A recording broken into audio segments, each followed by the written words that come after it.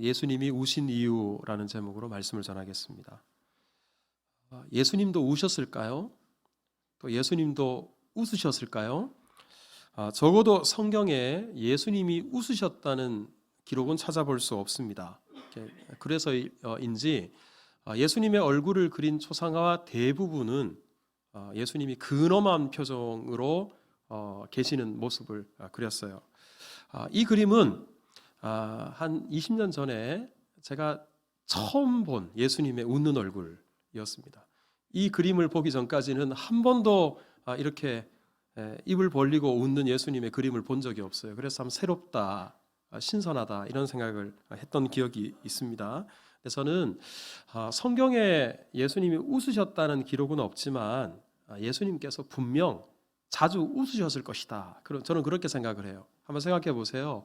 어린아이들이 예수님께 달려왔을 때 예수님이 품에 안아주셨는데 근엄한 얼굴로, 굳은 얼굴로 그 아이들을 맞이하셨겠어요? 또 누가복음 10장 21절에 보면 제자들이 전도 여행을 마치고 아주 풍성한 열매를 가지고 돌아왔어요. 그때 예수님께서 성령으로 기뻐하시며 그랬어요. 성령으로 기뻐하셨다. 그러니까 우리 얼마나 예수님이 기뻐하시고 좋아하셨겠습니까? 자, 이처럼 예수님이 웃으셨다는 기록은 성경에 나오지 않지만 반면에 예수님이 우셨다라는 기록은 성경에 3번 나옵니다. 우리 먼저는 요한복음 11장에 나사로가 죽었죠. 그래서 누이였던 마리아와 주변의 사람들이 막 울었어요. 그 모습을 예수님께서 보시고 예수님도 함께 눈물을 흘리면서 우셨습니다. 또 히브리서 5장에 보면 예수님이 겟세마네 동산에서 십자가를 앞두고 기도를 하실 때 심한 통곡과 눈물로 예수님이 기도하셨다. 예수님이 심한 통곡을 가지고 우셨다라는 말씀이죠. 그리고 또 하나의 예수님의 우시는 장면을 기록한 것이 오늘 본문인데 41절을 보세요. 가까이 오사 성을 보시며 뭐 하셨어요? 우셨다 그랬습니다. 특별히 우리 오늘 본문 41절에 우시며라는 이 단어, 헬라어로 클라우센이라는 단어가 쓰여졌는데요. 이 단어는 숨죽여서 혹시나 남들이 알까 볼까 싶어서 남몰래 눈물을 훔치고 울음을 삼키는 그런 슬픔도 있잖아요. 근데 그런 게 아니고요. 마음속에서 슬픔이 차올라요. 주체할 수 없는 슬픔이 밖으로 표출되는 것. 우리 흔히 엉엉 운다, 아주 흐느껴서 운다라고 했을 때 그 충격 속에서 비통한 마음으로 밖으로 터져 나오는 울음, 그 울음을 가리키는 그 단어입니다. 예수님께서 대단히 슬피 우셨다라는 말입니다. 그러면 오늘 본문에 예수님은 왜 이렇게 슬피 우셨을까요? 우리 예수님은 결코 의미 없이 우시는 분이 아니시고 또 불필요한 감정을 소모하시는 분도 아니신데 이렇게 슬피 우셨다면 거기에는 이유가 있지 않겠습니까? 저는 한 3가지 정도 이유가 있을 것 같아요. 먼저는 뜻도 모르고 노래하는 사람들, 의미도 모르고 찬송하는 사람들 때문에 예수님은 우셨습니다. 우리 오늘이 종려주일인데 우리 오늘 본문도 예수님께서 이제 예루살렘에 입성하시는 종려주일에 있었던 내용을 기록하고 있어요. 예수님께서 어린 나귀를 타시고 예루살렘에 들어가실 때 사람들이 저마다 손에 종려나무 가지를 꺾어 들고 열렬히 예수님을 환호하면서 호산나 호산나 부르면서 예수님을 맞았습니다. 자, 이때 사람들이 오늘 보면 37절 끝부분을 보면 기뻐하면서 큰 소리로 하나님을 찬송했어요. 사람들이 모두 얼굴에 웃음이 가득했습니다. 뿐만 아니라 찬송의 내용도 아주 좋았어요. 38절에 보면 찬송하리로다 주의 이름으로 오시는 왕이여 하늘에는 영광이요 가장 높은 곳에서는 하늘에는 평화요 가장 높은 곳에는 영광이로다. 이 찬송의 내용도 아주 훌륭합니다. 그리고 무엇보다 예수님께서 이 찬송 소리를 들으시고 흡족해 하셨어요. 우리 40절을 보면 바리새인들이 예수님에게 이 사람들 찬송하지 못하도록 책망하라, 말리라고 예수님께 말합니다. 그때 예수님께서 만일 이 사람들이 침묵하면 돌들이 소리 지를 거다. 여러분 이게 무슨 말이에요? 이 사람들은 마땅히 해야 될 찬송을 하고 있다라는 것이고 예수님께서 그 찬송을 받으실 때 흡족하셨다는 거예요. 자 보세요. 예수님을 둘러싸여 있는 모든 사람들이 기쁨의 찬송을 부르고 있습니다. 찬송의 내용도 훌륭해요. 예수님께서도 흡족해요. 그런데 이 기쁨의 찬송을 예수님께서 들으시고도 우셨어요. 그 이유를 42절이 말씀하고 있는데, 자, 우리 42절 한번 읽어볼까요? 시작. 이르시되 너도 오늘 평화에 관한 일을 알았더라면 좋을 뻔하였거니와 지금 내 눈에 숨겨졌도다. 이 말이 무슨 말이냐 그러면, 평화에 관한 일을 알았더라면 좋을 뻔했는데, 즉 평화에 대해서 모른대요. 평화에 대해 모르면서 이 사람들이 뭘 노래하고 있냐 그러면 평화를 노래하고 있다는 거예요. 그럼 38절을 다시 한번 보세요. 이 사람들이 찬송하리로다 주의 이름으로 오시는 왕이요 하늘에는 평화요. 지금 평화를 노래하고 있어요. 근데 예수님이 들어보니까, 또 그 노래하는 사람들의 속을 들여다보니까 이 사람들은 평화가 뭔지도 몰라요. 그럼 실제 이 38절에 종려나무 가지를 꺾어서 흔들고 있는 이 사람들의 찬송 소리는 예수님이 태어나셨을 때 천군 천사가 불렀던 찬송의 내용과 거의 같습니다. 누가복음 2장 14절을 한번 보세요. 예수님이 탄생하셨을 때 우리 하늘에 수많은 허다한 천군 천사가 지극히 높은 곳에서는 하나님께 영광이요 땅에서는 하나님이 기뻐하시는 사람들 중에 뭐로다?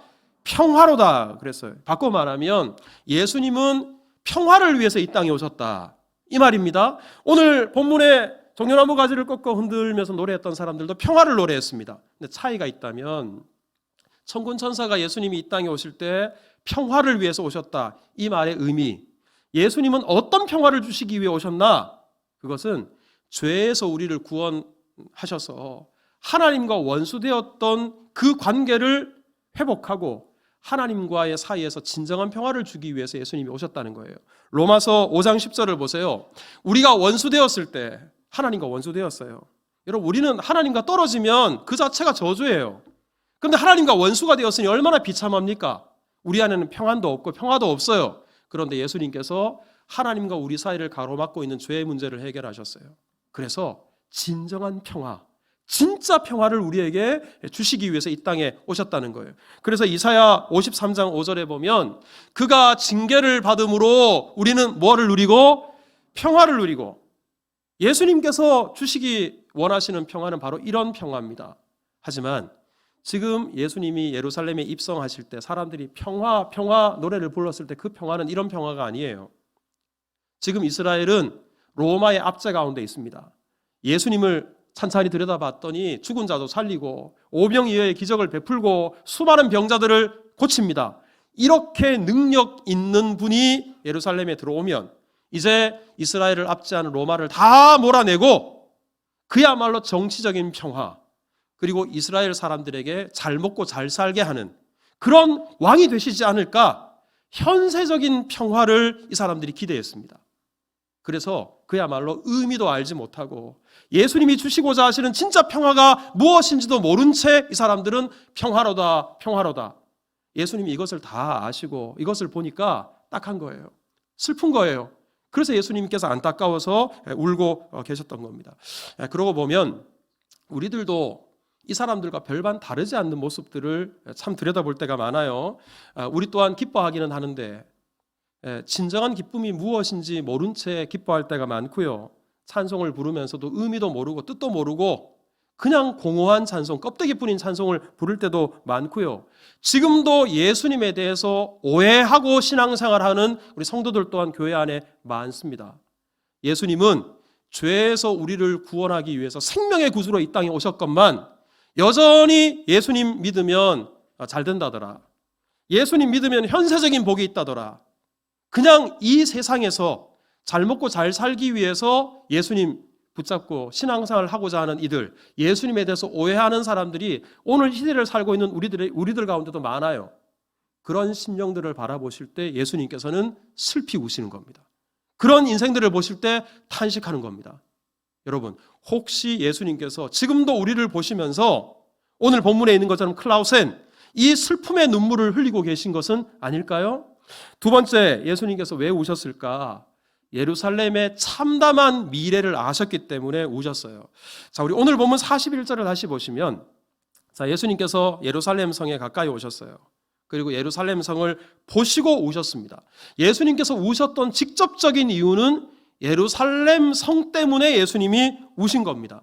사실 예루살렘 성은 보는 사람마다 눈물이 나는 게 아니라 기쁜 마음이 생겨요. 즐거운 마음이 생겨요. 왜냐 그러면 예루살렘은 그 자체로 아름다웠고요. 그리고 성곽이 이제 높게 둘러쳐져 있고 그 안에, 여러분 이 사진이 예수님 당시의 헤롯 성전입니다. 얼마나 아름답게 지었던지요. 누가복음 21장 5절에 보면 이 성전을 가리켜서 그 아름다운 돌과 헌물로 꾸민 것, 얼마나 아름다웠으면 누구다 할 것 없이 그 성전을 보며 찬사를 아끼지 않았습니다. 그래서 절로 기쁜 마음이 생겼어요. 그래서 시편 48편 2절에 보면 이런 말씀이 있어요. 터가 높고 아름다워 온 세계가 즐거워하며. 뭘 보면서 이렇게 사람들이 기뻐하고 즐거워했냐 그러면 큰 왕의 성 북방에 있는 시온산이 그러하도다. 예루살렘 성을 보면 너무 아름다워서 보는 사람마다 기쁘고 즐거웠다는 거예요. 그런데도 이 아름다운 예루살렘 성을 예수님이 보시면서 그 예루살렘 성에 점점 가까이 다가올수록 예수님 안에서 슬픔이 차올랐어요. 아니 왜 즐거워야 될 그 성이 예수님에게는 슬픔의 이유가 되었을까? 그 이유는 앞으로 이 예루살렘 성에 일어날 참상을 예수님이 다 내다보고 계셨기 때문에 그래요. 자, 오늘 보면 43절을 여러분 한번 보세요. 날이 이르게 될 것이다. 내 원수들이 토둔을 쌓고 너를 둘러 사면으로 포위하게 될 것이다. 여기서 말하는 원수들은 우리 주후 70년에 로마의 티투스 장군이 군사를 이끌고 와요. 바로 로마의 침략을 직접적으로 언급하는 부분입니다. 이때 로마의 군대는 예루살렘 성 주변으로 흙으로 산을 쌓았어요. 토둔을 쌓았습니다. 그리고 무려 5달 이상 그 누구도 들어오지도 못하고 나오지도 못하도록 포위를 했습니다. 그랬으니 예루살렘 성 안에 어떤 일이 벌어졌겠어요? 사람들이 기근과 그리고 폭력과 인간성을 상실합니다. 인육을 먹는 그런 일들까지 벌어지게 됩니다. 그리고 나중에 성 한쪽이 허물어지게 되니까 물밀듯이 로마 군대들이 쳐들어오게 되었는데 이때 당시에 얼마나 많은 사람들이 죽었던지 110만 명이 넘는 사람이 죽었어요. 10만 명이나 되는 사람들이 끌려갔습니다. 그리고 아예 예루살렘으로부터 강이 흘러내렸는데 피강물이 흘러내렸습니다. 유대의 유명한 역사가 요세푸스라는 사람이 유대 전쟁사라는 책을 썼어요. 그 책 안에 보면 이런 기록이 있습니다. 다락에는 굶주림으로 죽어가는 여자들과 어린이들로 가득 찼고 거리에는 늙은이의 시체로 가득 채워져 있었으며 아이들도 여인들도 굶주림에 지쳐 망령처럼 다니다가 쓰러졌다. 성소가 불타고 있는 동안에 제사장과 평민들이 학살되었고 로마는 서쪽 성 일부만 남기고 바닥까지 철저하게 파괴했기에 이곳에 사람이 살았던가 믿지 못할 정도였다. 이게 실제 당시의 참상을 기록해 놓은 겁니다. 여러분, 이 엄청난 일이 앞으로 40년 후에 벌어지게 될 거예요. 사람들은 예루살렘 성을 보면서 아름답다, 너무나 멋지다, 그리고 그것을 보면서 기뻐했지만 예수님께서는 그 기뻐할 것이 아니라 이 참상 패망할 것을 내다보지 못하는 그 안타까운 백성들을 바라보면서 예수님은 슬피 우셨던 겁니다. 아니 그러면 왜 예루살렘은 이렇게 패망할 수밖에 없고 예루살렘 성은 이렇게 허물어질 수밖에 없었는가? 그 이유는 다른 게 아니고요, 하나님의 말씀을 저버렸어요. 선지자들의 경고를 외면했어요. 예수님의 말씀에 귀를 기울이지 않았기 때문에 그렇습니다. 여러분, 누가복음 13장 34절에 보면 예수님께서 일찍 이렇게 말씀하셨어요. 예루살렘아 예루살렘아, 선지자들을 죽이고 너에게 파송한 자들을 돌로 치는 자요. 이게 무슨 말이에요? 하나님의 말씀에 도무지 귀를 기울이지 않는 거예요. 예수님이 무슨 말씀을 해도 거기에 귀를 기울이지 않는 거예요. 도무지 회개하지 않고 하나님께로 돌아오지 않는 거예요. 그 다음 절 35절을 보십시오. 보라, 너희 집이 황폐하여 버림받을 것이다. 예수님이 이미 다 이렇게 경고하셨어요. 그런데도 그 누구도 예수님의 이 말씀에 귀를 기울이지 않습니다. 그러면서 그냥 예루살렘의 아름다움을 보라, 이 성전의 찬란함을 보라, 그것을 자랑스러워하고 그 아름다움에 취해서 살 뿐이었습니다. 여러분, 우리 또한 이 어리석음을 답습하고 있는 것은 아닐까? 왜냐 그러면 우리들 또한 이 세상의 찬란함, 여러분 이 세상을 장망성이라 그러잖아요. 장차 망할 성이니까. 그런데도 이 세상에 취해서 이 세상의 마음을 빼앗겨서 하나님 없이 살고 그리고 하나님 말씀에 따라 살지 않아요. 그리고 이 세상의 즐거움에 취해서 살아가고 있습니다. 정말 애통해야 될 일이 많은데, 정말 울어야 될 일이 많은데, 정말 붙잡아야 될 말씀이 있는데도 이런 우리들을 바라보시면서 우리 예수님께서는 이 세상은 썩어질 세상이다, 패망할 세상이다, 그러니 세상에 귀를 기울이지 말고 세상에 곁눈질하지 말고 영원한 하나님 나라를 바라보고 그리고 하나님의 말씀에 귀를 기울이고 그리스도인답게 살아라. 예수님께서 그렇게 말씀하십니다. 그렇지 않은 성도들을 향해서 지금도 우리 주님께서는 탄식하고 계십니다. 우리는 과연 주님의 탄식의 대상이 아닌지요? 우리 세 번째, 예수님이 우셨던 또 하나의 이유가 있습니다. 그것은 바로 십자가 때문이었어요. 예수님께서 예루살렘에 입성하시기 직전에 제자들에게 하신 말씀이 있었습니다. 오늘 우리 누가복음 19장을 읽었잖아요. 바로 앞장 18장 31절을 보면 예수님께서 말씀하십니다. 보라, 우리가 예루살렘으로 올라가노니, 예루살렘 입성을 종료주일에 예루살렘에 들어가시는 것을 가리킵니다. 자, 이때 예루살렘에 들어가게 되면 선지자들을 통해서 예언된 모든 말씀이 인자, 즉 예수님에게 이루어지게 될 것이다. 우리 그 다음 절 32절을 보세요. 인자가 이방인들에게 넘겨져 희롱을 당하고 능욕을 당하고 침뱉음을 당할 것이고, 33절에 보면 채찍질하고 예수님을 결국 십자가에 못 박아 죽일 것이다. 예수님은 앞으로 벌어질 일을 다 알고 계셨습니다. 예루살렘 성이 가까이 다가올수록 십자가가 점점 예수님에게 가까이 다가오고 있었습니다. 지금 예수님 주변에서 우리 오늘 이광현 집사님이 기도하신 것처럼 열렬하게 종려나무 가지를 꺾어 흔들면서 호산나 호산나 부르던 사람들이 며칠 지나진 않아서 십자가에 못 박아라, 십자가에 못 박아라, 폭도로 변질되게 될 것입니다. 뿐만 아니라 3년 동안 예수님과 동고동락했던 제자들도 어느 한 사람 예외 없이 다 예수님을 배신하고 예수님을 버리고 도망가게 될 것입니다. 그리고 무엇보다도 예수님은 십자가에 달리셔서 하나님 아버지로부터 버림을 받게 되실 거예요. 그리고 예수님은 완전한 사람으로 이 땅에 오셨기 때문에 십자가 위에서 말로 다 할 수 없는 그런 고통, 그런 끔찍한 고통을 예수님이 다 당하게 되실 것입니다. 이걸 다 알고 계셨어요. 그러니 예루살렘 성에 가까이 다가오면 올수록 예수님은 탄식이 터져 나올 수밖에 없었습니다. 그래서 히브리서 5장 7절에 우리 앞서 본 구절입니다만 십자가를 앞두고 예수님께서는 심한 통곡과 눈물로 구원하실 하나님께 기도했어요. 누가복음 22장 44절에 보면 얼마나 간절하게 십자가를 앞두고 기도하셨는지 땀이 땅에 떨어지는 핏방울처럼 될 정도로 예수님께서 간절하게 기도하셨어요.